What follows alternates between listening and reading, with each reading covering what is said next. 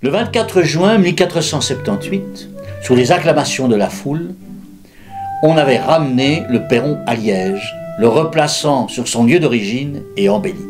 C'était la marque d'un retour à la normale. Marie de Bourgogne, héritière du Téméraire, son père, mort peu de temps auparavant, autorisait le rassemblement des métiers, rendait à Liège ses institutions, ses franchises, permettait l'élection des échevins et des maîtres.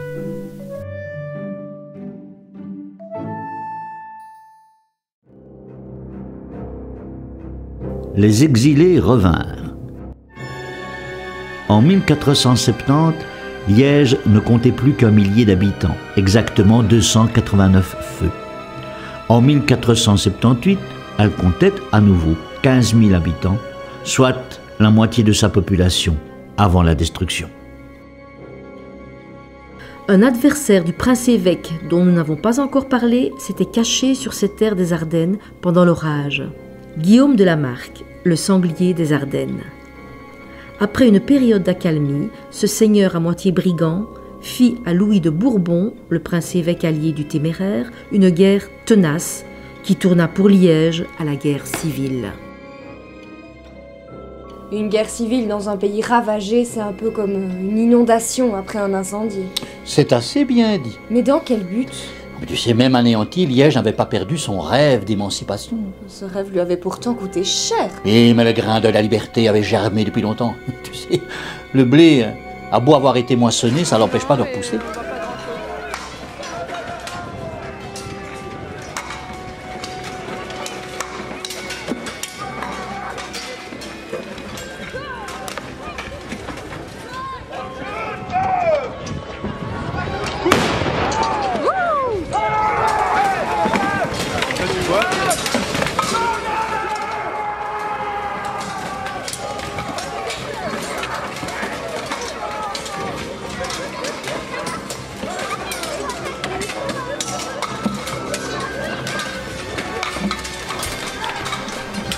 En août 1482, avec une armée de cavaliers de piquet, le seigneur des Ardennes, portant sur les manches de son habit rouge en broderie des hures de sanglier, marcha sur la cité.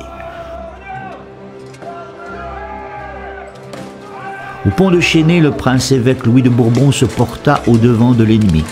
Il tomba, frappé au front et, dit-on, de la main du seigneur de la Marck lui-même. Cette mort paraissait assez formidable 3 siècles plus tard pour que Delacroix en fît un tableau célèbre exposé au Louvre.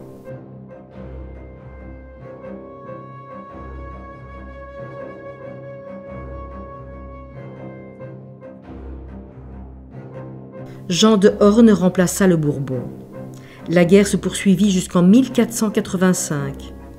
Le turbulent sanglier des Ardennes fut finalement saisi, emmené à Maastricht et décapité. On est en effet stupéfait de voir le pays secoué par de telles luttes au moment où ses habitants faisaient tout pour réparer les dégâts de la destruction. Malgré tout, Liège se redressait. On osa même relever les remparts. Le Moyen-Âge finissait. Christophe Colomb venait de découvrir les Indes occidentales. Les gens en avaient assez des guerres privées. Ils voulaient prospérer, s'enrichir, profiter des progrès du monde. La Renaissance s'apprêtait à éclore, à Liège comme partout ailleurs en Europe. Le début du XVIe siècle fut le temps d'Érard de la Marck, neveu du sanglier. On conclut une alliance avec l'Espagne, politique nouvelle qui épargna à Liège les affres d'aventures incertaines et lui procura un siècle de paix. Avec cette paix, la prospérité se consolida.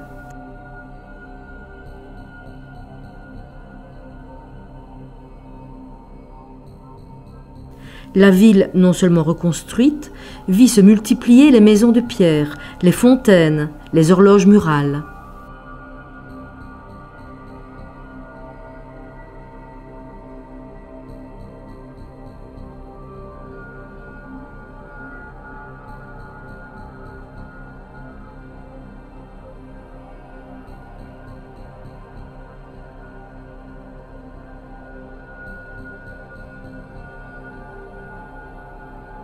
L'argent coulait à flot. À sa mort en 1538, le prince Érard avait doublé les rentes de la principauté. 30 ou 35 000 habitants arpentaient sans doute les rues de Liège un siècle après sa destruction.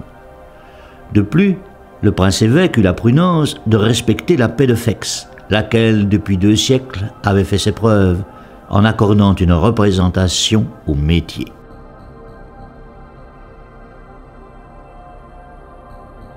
Au fond, pour Liège, c'était une renaissance au vrai sens du terme après toutes ces guerres et ces massacres. C'est vrai, Liège littéralement renaissait. Avec l'apparition des premiers livres. Oui, mais à Liège comme à Mayence, les débuts de l'imprimerie ont été laborieux. Ah bon? Pourquoi? Parce que les premiers livres coûtaient très cher et la plupart des gens étaient illettrés.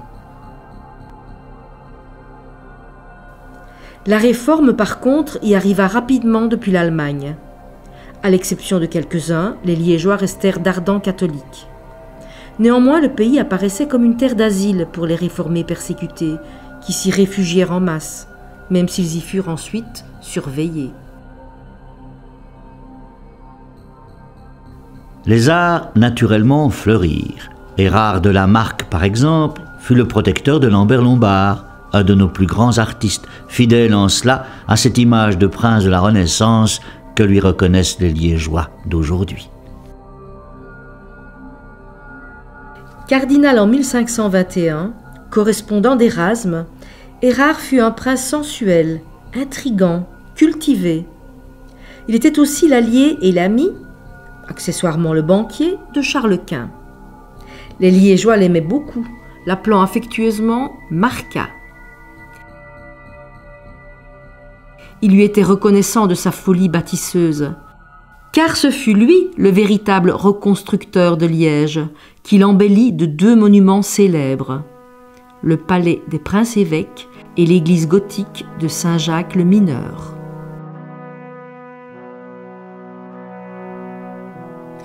Le palais des princes-évêques, ce bâtiment gris que l'on voit place Saint-Lambert. Pas exactement. Il reste quelques éléments de l'époque d'Érard de la Marck, mais le bâtiment a été généreusement modifié depuis. Il fait pas très renaissance, ce bâtiment. Ah, détrompe-toi. Mais on y reviendra plus tard. Et il est sympathique, cet Érard de la Marck, finalement. C'était aussi un homme à poigne. En effet, le redressement spectaculaire de la cité n'alla pas sans créer quelques difficultés. En juillet 1531, profitant de l'absence du prince, 800 ouvriers affamés, étourdis par la cherté des biens et épuisés par la disette, se mirent en marche vers la cité. Ces misérables, qu'on appelait les rivageois parce qu'ils provenaient tous d'une même rive de la Meuse, Gemep, Tilleur, Monteignet, Saint-Nicolas, Grasse, Anse, voulaient se faire entendre des élus pour que ceux-ci mettent fin à leur misère. Ils trouvèrent la ville close, les bourgeois sur les remparts. On tenta de négocier, mais les jours suivants, l'absence d'effet immédiat fit grossir démesurément la troupe des indigents qui pillèrent les maisons des riches dans les faubourgs. Revenu promptement, Érard convoqua les élus, les métiers et le chapitre, ordonna de mater la révolte sans chercher à écouter les insurgés. On dispersa les émeutiers. 13 rivageois furent emprisonnés à l'official, mis à la torture et 10 furent exécutés publiquement. Détail d'un autre temps, les têtes décollées ornèrent les portes de la cité par lesquelles les rivageois avaient tenté d'entrer. Tous les autres rebelles furent condamnés à une pénitence collective et publique qui eut lieu le 1er août. Pieds nus et en chemise blanche, corde au cou, ils se présentèrent à genoux devant la porte Sainte-Marguerite, obtinrent le droit de venir se prosterner aux pieds du prince d'abord, des magistrats ensuite, pour implorer leur pardon. En 1538, le prince Érard disparaissait.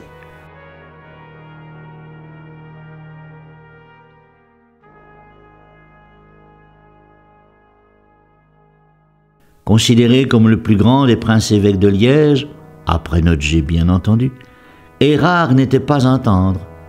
Au moins, sans être insensible au malheur des petits, il ne versa pas leur sang avec cruauté. Pour les Liégeois, accoutumés à toutes les brutalités depuis Jean de Bavière, c'était une nouveauté.